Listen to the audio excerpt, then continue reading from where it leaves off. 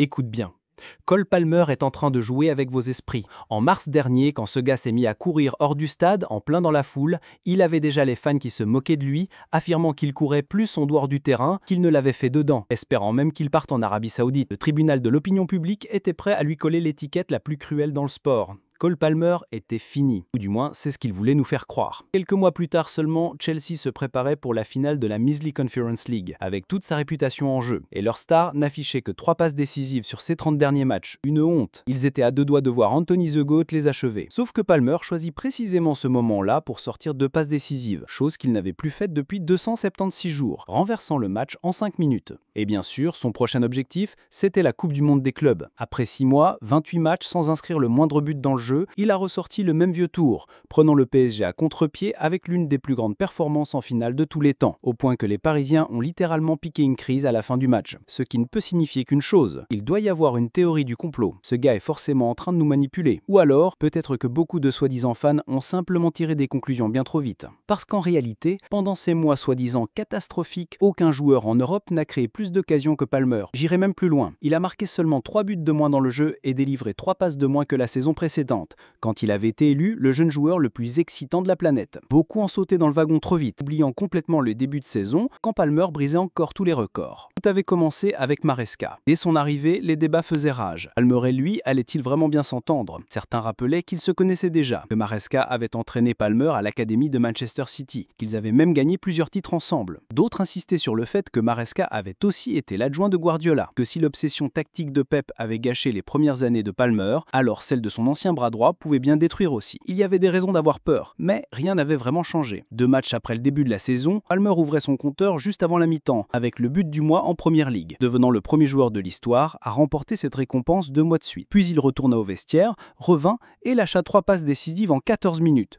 S'il n'y avait pas eu 2 triplés ce mois-là, le titre de joueur du mois lui aurait aussi appartenu. Mais Palmer n'en avait cure. Début septembre, il offrit un but soufflé à Nicolas Jackson. Au 3e match, il marqua lui-même. Et une semaine plus tard, alors que Chelsea était mené contre Brighton, il égalisa rapidement, transforma un penalty 6 minutes après, puis claqua un coup franc lucarne 3 minutes plus tard. Triplé en 9 minutes, le 5e le plus rapide de l'histoire de la Première Ligue. Mais 5e, ce n'était pas assez. Alors quand Brighton revint au score, il planta un 4e but avant la mi-temps. 4 buts en une mi-temps du jamais vu dans l'histoire du championnat anglais. Le plus grand récital de première période que l'Angleterre a jamais vu. Et encore, sous-estimé. Parce que comme Maresca le dit lui-même, il a marqué 4, mais il aurait pu en mettre 2 ou 3 de plus. Avant même son premier but, il avait déjà touché le poteau et vu un autre refusé par la VAR. À tel point qu'un commentateur lança en le voyant tirer un corner. Vous pensez qu'il pourrait marquer de là? Sa seule erreur du match, un face-à-face manqué, suffit au commentateur pour rappeler il est humain après tout. Mais vu sa hitmap, on peut en douter. Il jouait si bas qu'on aurait pu le prendre pour un latéral droit. Son rôle n'était même pas de marquer, mais de créer. En première mi-temps, il servit Madueke d'un caviar, qui trouva le coteau. En deuxième,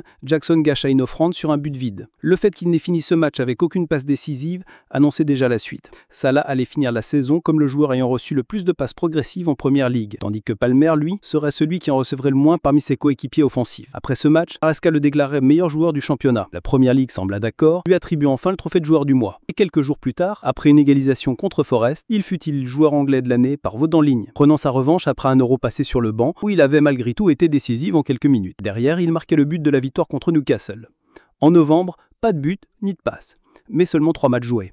Décembre, un assist et une frappe monstrueuse contre Aston Villa, son 30e but en Première Ligue avec Chelsea en seulement 46 matchs. Deuxième meilleur ratio du club devant Hazard et Drogba. Même Aden, dans sa meilleure période, avait mis 76 matchs à y arriver.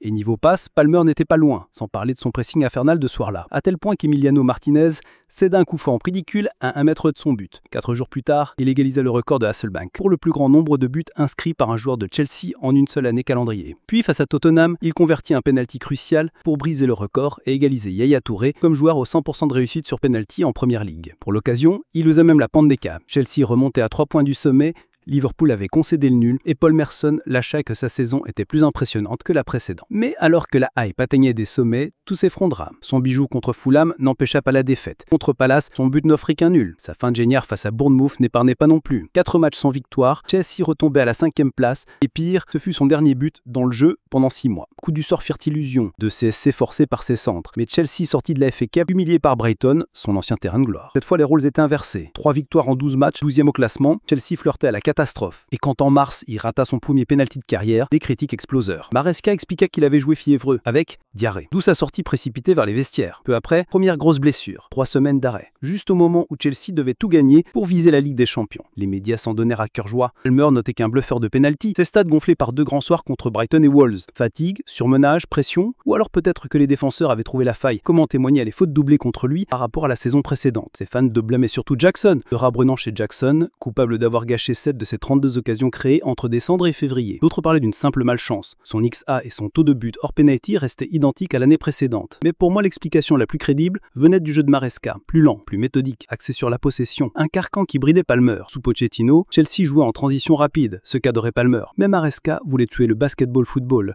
ralentir, contrôler, forcer un style qui coupait les ailes à sa star. Et les stats de fast break prouvaient le rien.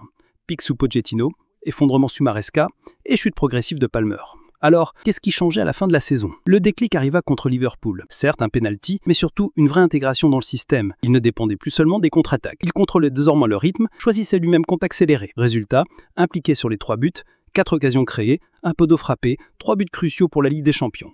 Puis Vincent sacre la finale de Conference League. Son match référence, il n'était plus seulement le contre-attaquant létal, il savait aussi faire monter la tension, construire patiemment et tuer au bon moment. De passes décisives, un trophée et l'ovation des fans. Ensuite, la Coupe du Monde des clubs. Un but, une passe, un rôle de meneur de jeu dans le système de Maresca. En demi contre le PSG, les 2 versions de Palmer furent déchaînées. Celui qui perd sur attaque placée et celui qui détruit en contre-attaque.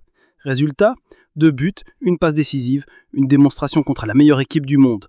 Chelsea champion du monde et l'Empire State Building illuminé en bleu. Alors oui, il est peut-être temps de recommencer à craindre Chelsea.